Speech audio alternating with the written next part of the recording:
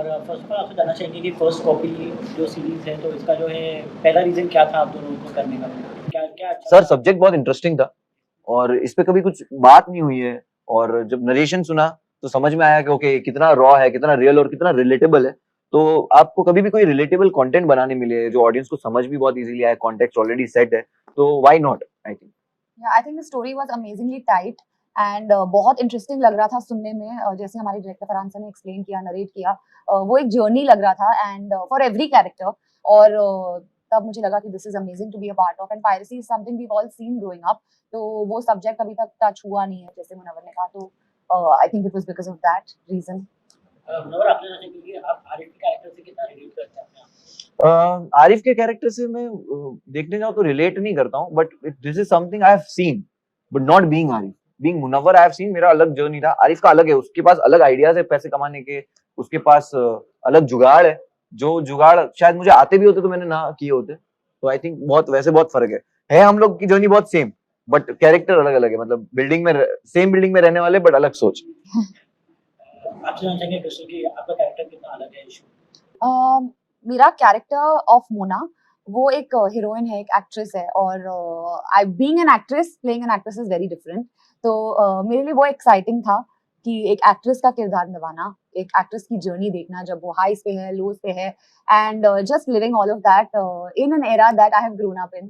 तो मेरे लिए वो बहुत एक्साइटिंग था, न्यू था, रिफ्रेशिंग था, even though it was dated back in an era. Show 90s के बैकड्रॉप में सेट है, तो आप दोनों को उस ज़माने का कल्चर या वाइब रिक्रिएट करना कैसा लगा? बहुत अच्छा लगा। इट्स लाइक कपड़े हमारे लूज होते थे, पैंट बहुत लूज होती थी, कपड़े लूज होते थे, एंड हम आसपास भी हमें फील होता था कि हाँ घर में मटका है, चीज जो हमारे अभी घर में मटका है नहीं। फ्रिज है जिसमें दो डोर है, दरवाजे हैं, किचन की चीजें हैं, वो मतलब आर्ट वाइज भी आर्ट डायरेक्टर ने बहुत अच्छे से उसका ख्याल रखा है कि जो कुर्सियां तब होती थी वही कुर्सियां हैं, जो डब्बी में हम लोग सुपारी रखते थे वही थी। तो आई मीन वो पूरा हिट हो रहा था कि हाँ मैं आई हैव बीन देयर। जैसे वॉल पे कैलेंडर हम लोग लगाते थे पहले, आई डोंट थिंक अभी कोई लगाता है वो कैलेंडर। एटलीस्ट मैं तो नहीं लगाती हूँ, लेकिन बचपन में मैंने देखा है वो कैलेंडर जिसके ऊपर हॉलीडेज लिखे होते थे। अब तो हम सब फोन पे डेट देख लेते हैं या किसी चीज पे ऐसे। I think the art really played a big part in making 2024 that we were shooting in look like it was in the 90s। ये शो इलीगल दुनिया दिखाता है, तो आप दोनों ने इस सब्जेक्ट को कितना रिसर्च किया या समझा? रिसर्च तो डायरेक्टर ने किया और जितना मैंने ऑलमोस्ट वो था, जस्ट बिकॉज मैंने पहले बोला कि रिलेटेबल इतना है, तो वो जो कुछ भी वहां पे था आई हैव बीन देयर। क्योंकि पायरेसी ऐसे होती, पता है, एसएसडी मिल जाती थी, वीसीडी प्लेयर से मिल जाता था, और ऐसी कभी कभी प्रिंट होती थी, कभी कभी वैसी प्रिंट होती थी, तो वो सब पता सब कुछ था। बट उसकी जो डिटेल्ड रिसर्च है वो डायरेक्टर ने बहुत अच्छे से करी है और मेहनत से करी है, जिसकी वजह से हम ऑडियंस को वो डिटेल्स दिखा पाएंगे जो उन्होंने नहीं देखी। दे विल बी सरप्राइज कि स्कैम देख के हमें हुआ था कि okay that was a scam, but वो कैसे हुआ था वो देखकर ऑडियंस को बहुत अच्छा लगा था। तो ये वो story. The same thing, I think, just the whole journey of a guy coming up with an idea and वो execute करना, उसके hardships देखना, the whole show is about how an idea can make you and then break you as well. So I think that is what you need to look forward to in this. आप दोनों से जानना चाहिए कोई scene या movement था जहाँ पे इमोशनली या टेक्निकली डिफिकल्ट लगा शूट करना? यस, हम लोग का ऑलमोस्ट वो एक सीन था जो काफी लंबा सीन है, तो आई थिंक उसके लिए वो सेकंड सीजन में है। अभी आपने फर्स्ट सीजन देख लिया, सेकंड सीजन बहुत जल्दी आएगा, तो उसमें आपको वो सीन देखने मिलेगा। मैं ज्यादा उस सीन के बारे में बता के खराब नहीं करना चाहता, but it's like one of the best scene of series. आज भी डिजिटल कंटेंट को इतनी इजीली अवेलेबल है, तो क्या आपको लगता है कि कंटेंट की वैल्यू कम हो गई है? अच्छे कंटेंट की वैल्यू अभी भी उतनी है, ऑडियंस देखती है, पसंद करती है। हम देखते हैं कि कोई एक शो है जिसको बहुत लोगों ने पसंद किया और बहुत लोगों ने देखा है, तो आई थिंक वो वैल्यू करते हैं। इसीलिए कोई कोई शो होते हैं बहुत अच्छे भी होते हैं, but because of the marketing कहीं अटक जाते हैं, बिकॉज ऑडियंस तक नहीं पहुंच पाते, इसके बहुत अलग अलग रीजन की वजह से है। But at the end content अच्छा हो और नसीब भी उस वक्त आपके काम कर रहे हो, तो सब वर्क कर जाता है। क्या आप दोनों ने 90s की मूवी या वीडियो कैसेट्स के टाइम पे कुछ टाइम का कुछ पर्सनली एक्सपीरियंस किया है? जी बिल्कुल, आई थिंक हमारे जो भी बर्थडेज होते थे या जो भी पार्टीज होते थे घर पे या स्कूल के फंक्शंस होते थे, my parents used to always record it on that, वो जो कैमकॉर्डर होता था, और फिर हमारे वीसीडी आते थे, हम बाद में वो देखते थे बार-बार। So I think those are some fond memories जो अभी हम सब अपने कैमरा रोल में देखते हैं। और भी आपसे जानना चाहिए कि फर्स्ट कॉपी की स्क्रिप्ट पढ़ते वक्त कोई ऐसा पार्ट था जो इंस्टेंटली कनेक्ट हो गया आपसे, तुम लोगों को, हाँ ये ऐसा मेरे साथ ऐसा हुआ है? नहीं, आरिफ के साथ जो कुछ भी हो वो सिमिलर क्या चीजें कुछ नहीं शॉक है। किया हो? हाँ, देयर इज अ सीन जो सेकंड सीजन में, अगेन मैं उसके बारे में बता नहीं सकता, वो मैंने बहुत रिलेट किया खुद की लाइफ से। तो वो सीन देखना, इट्स वेरी इमोशनल सीन, और वो भी वन टेक ही सीन है, बिकॉज जैसे ही वो टेक खत्म हुआ, मैंने खुद ही डायरेक्टर को बोला, मैं बोला ये वापस नहीं होगा, और डायरेक्टर ने बोला वापस चाहिए भी, हम हमें जो चाहिए था वो मिल गया। बहुत ही हेवी इमोशनल सीन हाँ। था।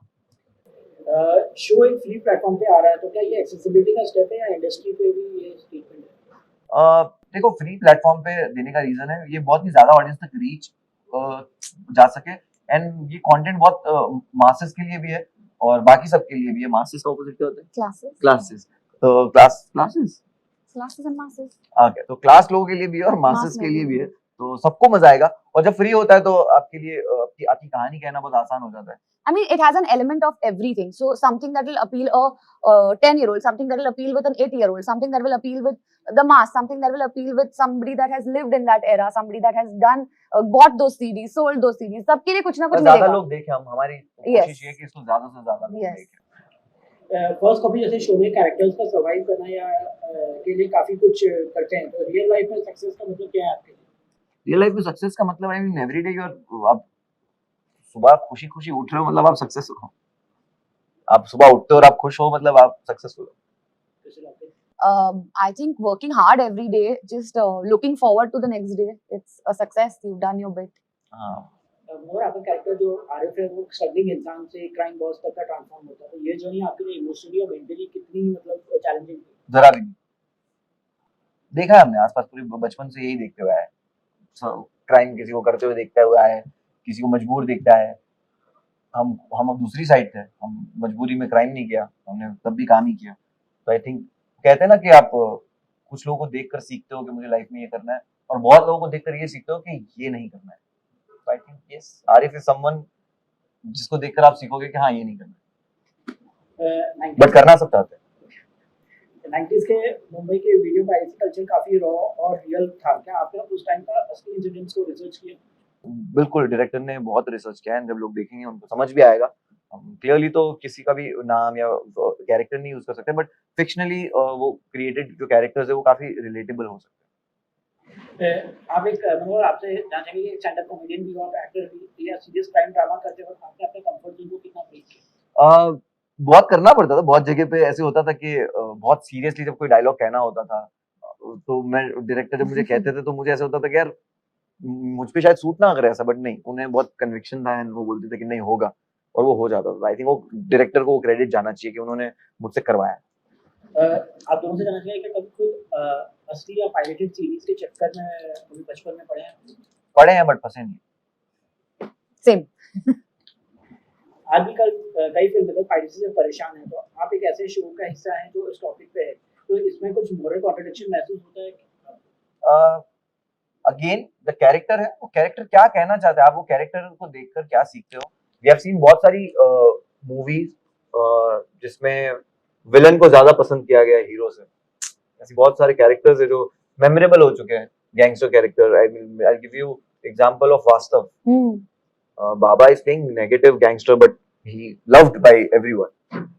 तो आप कोई मॉरली किसी को कुछ सजेस्ट नहीं कर रहे हो ये करना कूल है, इट्स जस्ट एक कैरेक्टर है, जहाँ पॉजिटिव होगा वहाँ नेगेटिव भी होगा। हर नेगेटिव कैरेक्टर के अंदर पॉजिटिव होता है, एक अच्छा इंसान होता है जिसको सिस्टम ने, सोसाइटी ने, उसके इस तरह के एक्सपीरियंसेस ने उसको वो डार्क ह्यूमन बना दिया है, अदरवाइज वो था नहीं पहले।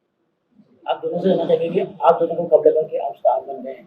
अभी तक नहीं लगा है, दोनों को भी सेम नहीं लगा है अभी तक। हाँ, वैसा मानते हो, वो सुन के अच्छा लग सकता है थोड़ी देर, बट लगता है बिग बॉस जीतने के बाद भी आपको ऐसा कुछ, क्योंकि इतनी भीड़ जमा हुई थी दूसरे दिन। यस ऑफ कोर्स, वो तो बहुत बड़ा एक्सपीरियंस है, ये है, बट वो खुद को स्टार मान लेना बहुत अलग बात है, और लोगों का आपको स्टार मान लेना ये अलग बात है। और मैं वही जिंदगी जीना चाहूंगा जहां मैं खुद को कुछ ना मानूं और लोग मेरे को कुछ माने।